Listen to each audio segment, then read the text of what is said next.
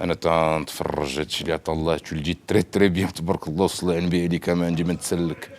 ايوا روبوستوا كلشي تيدوز الحاج وكلشي مزيان قالها ان كرون فيلوزوف ديالنا. اجي بوركوا ما تسافرش un petit moment à l'étranger te dois au moins ça. Là, ne me dis pas non maintenant الله يرضي عليك. Attends au moins qu'on te fasse une proposition, je m'en charge personnellement. شوف الشريف راني معاك وراه j'ai toujours été avec toi et je serai toujours avec toi. Merci beaucoup.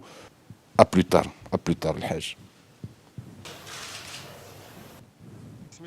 Ah oui, c'est une poudrière, hein. Je viens de lui parler au téléphone, à mon avis, avec le Husseima, ce sont les deux dossiers chauds de l'intérieur. Surtout pas la garde. Je suis en train de regarder tout. À ce soir, je quitte Casablanca immédiatement, j'ai pris mon temps, mais à ce soir. Bonjour, bonsoir, mesdames, messieurs, mesdemoiselles, les futurs groupies de la fine équipe gouvernementale, enfin installée, alhamdoulilah, ala salamtna. Après 6 mois d'attente, la mauvaise foi des journalistes locaux va enfin pouvoir reprendre toute sa place dans la société, à moins que la donne ait changé. Mais ça, seul l'avenir proche nous le dira. Quel suspense, président! Walmouhim, au programme cette semaine, nous parlerons de l'épilogue 6 mois plus tard des dernières élections législatives. Qui sont les ministres superstars? Qui sont les ministres mini-stars en quête de bizutage? Comptez sur moi. Réponse dans une petite minute. Évidemment, nous irons prendre des nouvelles du réfugié politique Hamid Chabat qui a demandé asile au siège de l'UGTM, le temps de négocier son retour en politique autour de 2092. Si tout se passe comme prévu, on parlera aussi amour avec Leila Marakchi tout en essayant d'expliquer à Leila Slimani pourquoi sa demande d'indignation suite à l'affaire El-Shabi est une preuve flagrante malgré son concours de sa méconnaissance du dossier. Et puis nous terminerons en compagnie de Mohamed Alamin Nfakh Lazrak, héros Superman du groupe Alliance. Ah ouais, c'est le grand retour du cigare cette semaine. C'est à peu près tout pour le programme. Nous sommes le jeudi 6 avril 2017. Bienvenue au gouvernement. Ici, c'est le Mouhim de l'info.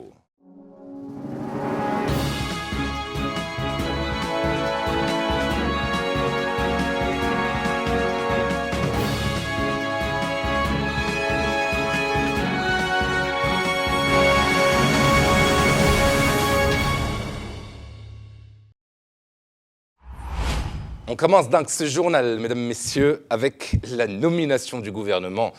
Ah oui, ne serait-ce que vis-à-vis de la photo souvenir, comme l'a si bien dit Oula, à Tallah Midgel, ce qui est sûr à première vue, c'est que Abdillah Ben Kiran n'aurait pas pu faire mieux, ou pire, que son successeur. C'est selon 9 femmes, dont 5 en hijab. Ah oui, ça se fait, et pas nécessairement à l'eau plate. Résultat des courses en tout cas, nous avons eu droit à un gouvernement, j'ai envie de dire, d'alternance politique. Si Ben Kiran, il s'agit là de 19 ministres, 6 ministres délégués et 13 secrétaires d'État, accompagnés du souverain et du prince héritier. Le PJD tient le haut du pavé avec 12 portefeuilles, dont 5 ministères, plus le fauteuil de chef du gouvernement. L'Alliance RNI-UC quelque part à égalité avec le PJD, puisqu'on a un Premier ministre qui est aussi ministre de l'Agriculture, excusez-moi, Baaziz, plus 5 autres ministères. Le parti des apartites sans appartenance politique tient lui aussi le haut du pavé avec 7 portefeuilles, dont 4 ministères. Comment il disait déjà Sibn Abdullah? Nous refusons que qui que ce soit se prévale pour dire nous sommes investis d'une mission divine. C'est eux qui se croient investis d'une mission divine. Si vous voulez vous opposer au PJD, soit, mais vous vous opposez au PJD de manière démocratique, en respectant les urnes et en essayant de ne pas travestir la réalité, ni de soumettre le champ politique à vos desiderata. Si vous voulez le faire différemment, eh bien nous serons les premiers à nous opposer à cela. Et puisqu'on en parle, le PPS a eu droit à 3 portefeuilles, tout comme l'USFP. Le mouvement populaire s'en sort plutôt pas mal, avec 5 portefeuilles. Alors, la grande beauté de ce gouvernement ne vient pas du seul fait de la photo de famille. Déjà, on a l'impression, avec la nomination de Mohamed Hassad, qui passe de l'intérieur à l'éducation nationale, si on additionne ce ministère avec celui de son successeur à l'intérieur, plus Aziz Akhnouch, ministre de l'Agriculture, de la Pêche, des Eaux et Forêts et du Développement Rural, en plus d'être Premier ministre délégué, ah oui, eux trois, ils tiennent le cerveau du pays en espérant qu'ils en prennent soin. Si ça se trouve, il n'y en a plus qu'un seul pour tous les Marocains. Autre semblant de poésie, l'appel du président. Oui, président. Comment ça que je supprime ce passage? Enfin, président, c'est trop tard. Vous le savez mieux que personne, nous sommes en direct. Oui, ça va peut-être faire des problèmes, mais... président, si ça se trouve, on n'en a plus pour longtemps, vous et moi, alors autant en profiter. Bien, je tire le frein à main. Président, soumission d'Yel... Wassalamu alaikum wa rahmatullahi ta'ala wa barakatuh. À vous, Saadat. À tout à l'heure. Et puis enfin, autre poésie électorale, même nominative, c'est le transfert de Mustafa Ramid de la justice aux droits de l'homme. Quelle humiliation, il s'en est peut-être pas encore rendu compte, mais logiquement, c'est le contraire qui devrait se produire. Il aurait dû commencer par les droits de l'homme pour mesurer la tâche des réformes qui l'attendraient à la justice si jamais il venait un jour à être nommé à la justice. Mais ça s'est inversé. Bon, ça passe aussi, il finira bien par comprendre à quel point il a échoué à faire son travail pendant les 5 années passées à la justice. Non, mais ce qui me fait rire surtout, c'est quand on lui a proposé, il a dit oui, pourquoi pas les droits de l'homme. Ah oui, si Bounkiren a dû le classer définitivement, c'est certain. Et puis on termine ce chapitre avec la polémique Sajid. L'Union constitutionnelle, l'UC, est en colère. Le parti lui reproche de l'avoir joué solo, tout ça pour un seul poste de ministre, plus celui de secrétaire d'État offert à un jeune inconnu qui n'a, si ça se trouve, jamais posé les pieds au siège de l'UC ou uniquement pour retirer sa carte de membre.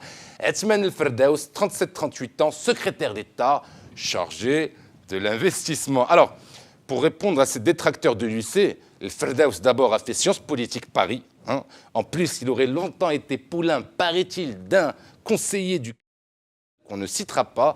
Zama, le poste est mérité, surtout qu'il apprendra aux côtés de Moulay Fedel Alami qui sont ministres de tutelle. Il faut miser sur les jeunes, c'est l'avenir, El Ferdaous, l'Union constitutionnelle. Quand même. Après avoir parlé des grands vainqueurs de ce nouveau gouvernement, place maintenant aux perdants, en dehors naturellement de Bounkiren. Non, amusons-nous plutôt à remuer le couteau dans la plaie de Hamid Chabat et de l'Istiqlal. La presse nationale parle, je cite, d'une fissure au sein du parti. Ça ne doit pas être très agréable comme sensation, un parti qui se fissure, mais comme tout ce qui ne déchire pas rend plus fort. Bonne convalescence à l'Istiqlal au passage. La bonne nouvelle, c'est que Moustache a enfin posé un premier genou à terre. On parle avec insistance d'ailleurs de Nizar Barakat pour le succéder, même si personnellement, je ne sais pas si c'est l'option la plus intelligente pour le parti, sauf mon respect, surtout que le clan qui résiste à Chabat selon ce média, c'est celui d'un autre Hamid, Hamid Ould Rachid, puissant élu de la circonscription de l'Ayoun. Je veux dire, qu'est-ce qu'on attend pour mettre un Sahraoui à la tête de l'Istiqlal, voire du pays? Pour 2021, ce serait une razzia. Vous imaginez le message qu'on enverrait au trio ONU, Algérie, Polisario, avec une campagne électorale bien orchestrée, des moyens au-delà de colossaux. Ma main a coupé que l'Istiqlal rentrera à nouveau dans l'histoire. Faites-nous rêver l'Istiqlal. Si vous ne le faites pas pour vous, faites-le pour la patrie et son intégrité territoriale. Pensez-y. Alors, puisqu'on parle d'élections, le Conseil constitutionnel a jugé non recevable quelques heures avant d'être reçu par le souverain les vidéos postées sur les réseaux sociaux dévoilant des cas de fraude électorale lors des législatives. Elles ne constituent pas, je cite, aux yeux de la justice, une preuve tangible de fraude. Ainsi, tous ces recours qui étaient basés sur les vidéos en question ont été rejetés par les sages du Conseil. Fin de citation. Quelle merveilleuse transition pour expliquer à Leila Slimani, notre Goncourt national. Elle a trop vécu à Paris à mon goût. Pourquoi s'indigner dans le dossier Hind Chabi est naïf de sa part. Hind, qui a toute notre tendresse au passage, a donc été condamnée à 2 ans de prison ferme, non pas pour adultère, le mariage chiite avec son mari koweïtien n'ayant pas été reconnu par la Cour, mais pour avoir effectivement entretenu une relation extra-conjugale avec son amant. Enfin, Leila, faut pas en faire une généralité, même subtile. Il s'agit d'un cas particulier, d'un règlement de compte. Tu imagines si on devait enfermer chaque Marocain et Marocaine à chaque fois qu'ils ont une relation extra-conjugale? Ah oui, il ne restera plus personne dans les rues, hein, encore moins pour garder les enfants. Et nous inclus. D'ailleurs, et pour prouver définitivement à Leila Slimani que notre système judiciaire fonctionne parfaitement, les musulmans, et c'est inscrit dans la loi, n'ont toujours pas le droit de boire de l'alcool au Maroc. Et pourtant, en 2017, la consommation de boissons non halal a explosé, plus 7% en ce début d'année. Non, Leila, si on devait s'indigner à chaque fois que la loi était appliquée dans ce pays, que ce soit pour les amateurs de vin ou ceux des relations extra-conjugales, on s'en sortira plus. Non, on a plutôt appris à nous adapter, ce qui est un signe d'intelligence, paraît-il, de ce côté-ci de la Méditerranée. Quoi encore à Naïma? La banque au téléphone. Trouve-lui un petit baratin de l'ardélique, hein, le temps que je finisse mon cigare et je la rappelle.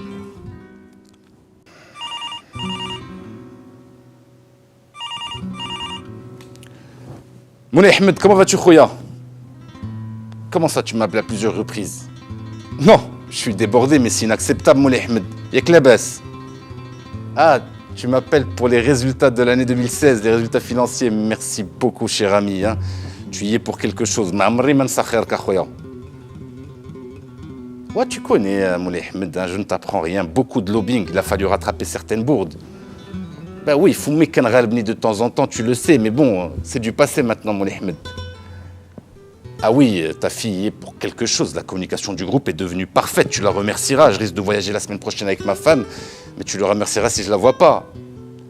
Ah, Sidi Ahmed Amour a bien travaillé. Hein. Bon, il a suivi les instructions, le cap que je lui ai donné, mais il l'a fait à la lettre. Hein. Je suis fier de lui, Moulay Ahmed.